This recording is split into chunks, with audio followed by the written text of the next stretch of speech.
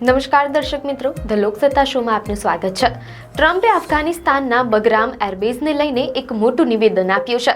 ટ્રમ્પે પોતાના social media platform truth social પર લખ્યું છે કે જો અફઘાનિસ્તાન બગરામ એરબેઝને તેને બનાવનાર એટલે કે અમેરિકાને પાછું નહીં આપે તો ખૂબ જ ખરાબ થશે। આ નિવેદનથી એક નવી રાજકીય ચર્ચા શરૂ થઈ ગઈ છે। આ પહેલીવાર નથી જ્યારે ટ્રમ્પે આવું નિવેદન આપ્યું હોય। થોડા દિવસ પહેલા બ્રિટન પ્રવાસ દરમિયાન પણ તેમણે આવી જ વાત કરી હતી, જેના પર તાલિબાને સખત પ્રતિક્રિયા આપી હતી। બગરામ એરબેઝ અફઘાનિસ્તાનમાં અમેરિકાનું સૌથી મોટું લશ્કરી મથક હતું અને તેનું વ્યૂહાત્મક મહત્વ ઘણું વધારે છે। અમેરિકાના અફઘાનિસ્તાનમાંથી બહાર નીકળ્યા બાદ તાલિબાને તેના પર કબજો કરી લીધો હતો। હવે ટ્રમ્પના આ નિવેદનથી અમેરિકા અને તાલિબાન વચ્ચેના સંબંધોમાં ફરી તણાવ વધી શકે છે। જો કે તાલિબાને એમ પણ કહ્યું છે કે ભવિષ્યમાં વાતચીત માટે દરવાજા ખુલ્લા છે।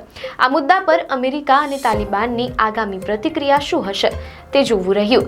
વર્ષ 2021માં અફઘાનિસ્તાનમાં તાલિબાનની વાપસી બાદ અમેરિકા અને અફઘાનિસ્તાન વચ્ચે કોઈ રાજદ્વારી સંબંધો રહ્યા નથી।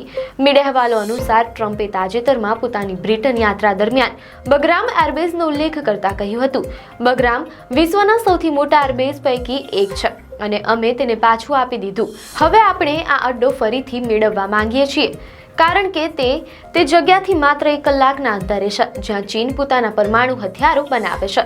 આ વર્ષે માર્ચ અને મે મહિનામાં પણ તેમણે આ એરબેઝ પર ચીનના કબજાની વાત કરી હતી। બગરામ એરબેઝ અનેક કારણોસર હંમેશા ચર્ચામાં રહ્યું છે। તાલિબાન વિરુદ્ધની લડાઈમાં 2 દાયકા સુધી અમેરિકાની આગેવાની વાળી સેનાનું આ મુખ્ય કેન્દ્ર રહ્યું હતું। જ્યારે અમેરિકન સેનાએ આ એરબેઝ છોડ્યું ત્યારે ત્યાં મોટા પાયે સૈન્ય ઉપકરણો, સૈનિક વાહનો અને દારૂગોળો છોડી દેવામાં આવ્યો હતો। આ ઘટનાઓ બાદથી જ આ એરબેઝનું વ્યૂહાત્મક મહત્વ ઘણું વધી ગયું છે। હવે ટ્રમ્પના આ તાજેતરના નિવેદનથી અમેરિકા, અફઘાનિસ્તાન અને ચીન વચ્ચેના સંબંધોમાં ફરી તણાવ વધવાની સંભાવના છે। આ બગરામ એરબેઝનો ઇતિહાસ અને તેનું મહત્વ શું છે તેના વિશે વાત કરીએ તો કાબુલથી લગભગ 60 કિલોમીટર ઉત્તરે પરવાન પ્રાંતમાં સ્થિત બગરામ એરબેઝ એક સમયે સોવિયત સંઘ અને બાદમાં અમેરિકા માટે ખૂબ જ મહત્વપૂર્ણ લશ્કરી મથક રહ્યું છે। આ એરબેઝનું નિર્માણ સૌપ્રથમ 1950ના દાયકામાં સોવિયત સંઘ દ્વારા કરવામાં આવ્યું હતું।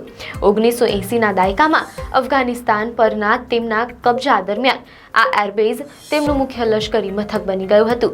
મીડિયા અહેવાલો અનુસાર વર્ષ 2001માં જ્યારે અમેરિકાએ તાલિબાનને સત્તા પરથી હટાવ્યું ત્યારે તેણે આ અડ્ડા પર નિયંત્રણ મેળવ્યું। તે સમયે આ એરબેઝ ખંડેર હાલતમાં હતું, પરંતુ અમેરિકન સેનાએ તેને ફરીથી બનાવ્યું અને તેને લગભગ 30 વર્ગ માઇલ એટલે કે 77 વર્ગ કિલોમીટરના વિશાળ વિસ્તારમાં ફેલાવ્યું।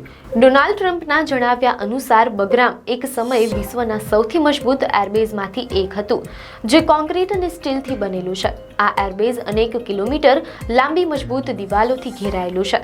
તેની અંદર એટલા બેરેક અને ક્વાર્ટર છે કે એક સમયે 10,000થી વધુ સૈનિકો રહી શકે છે। અહીંના 2 રનવે પૈકી એક 2.5 કિલોમીટરથી વધુ લાંબો છે। ટ્રમ્પના દાવા મુજબ આ રનવે લગભગ 2 મીટર જેટલો જાડો છે, જે તેની મજબૂતાઈ દર્શાવે છે। ટ્રમ્પના દાવા મુજબ આ એરબેઝ ચીનની પરમાણુ પ્રયોગશાળાની ખૂબ નજીક છે।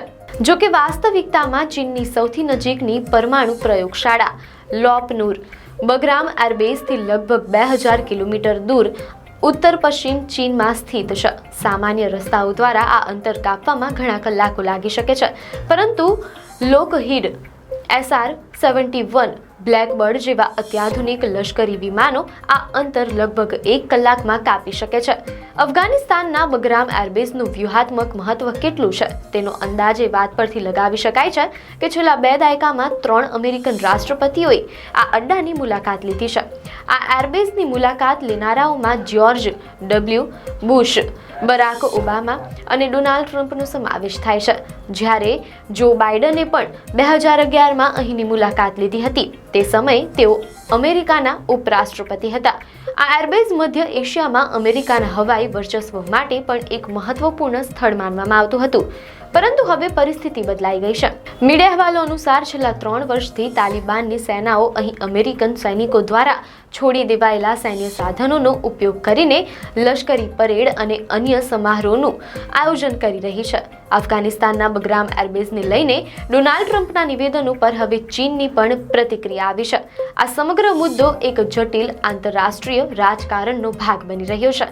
મીડિયા અહેવાલો અનુસાર ચીનના વિદેશ મંત્રાલયના પ્રવક્તા લિન જિયાને આ મુદ્દે નિવેદન આપ્યું. તેમણે કહ્યું કે ચીન અફઘાનિસ્તાનની પ્રાદેશિક અખંડિતતાનું સન્માન કરે છે અને તેનું ભવિષ્ય અફઘાનિસ્તાનના લોકોના હાથમાં હોવું જોઈએ. લીને વધુમાં ઉમેર્યું કે અમારું માનવું છે કે પ્રાદેશિક તણાવને પ્રોત્સાહન આપવાથી કોઈને લાભ થતો નથી. અમને આશા છે કે ક્ષેત્રીય પક્ષો સ્થિરતા જાળવવા માટે રચનાત્મક ભૂમિકા ભજવશે.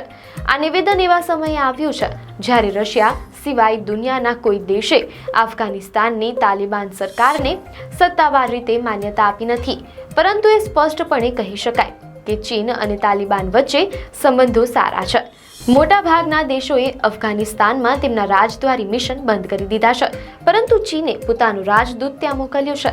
બંને પક્ષો વચ્ચે આર્થિક સહયોગ પણ વધી રહ્યો છે. આ તમામ ઘટનાઓ દર્શાવે છે કે ચીન અફઘાનિસ્તાનમાં પોતાના આર્થિક અને રાજકીય હિતોને સુરક્ષિત રાખવા માટે સક્રિય છે. ટ્રમ્પના નિવેદનો અને તેના પર ચીનની પ્રતિક્રિયાથી સ્પષ્ટ છે કે બગરામ એરબેઝ માત્ર એક લશ્કરી અડ્ડો નથી, પરંતુ અમેરિકા, ચીન અને તાલિબાન વચ્ચેના જટિલ રાજકીય સંબંધોનું એક પ્રતીક બની ગયું છે. આપને માહિતી સારી લાગી હોય તો વિડીયોને લાઇક અને શેર કરજો, ચેનલને સબસ્ક્રાઇબ કરજો.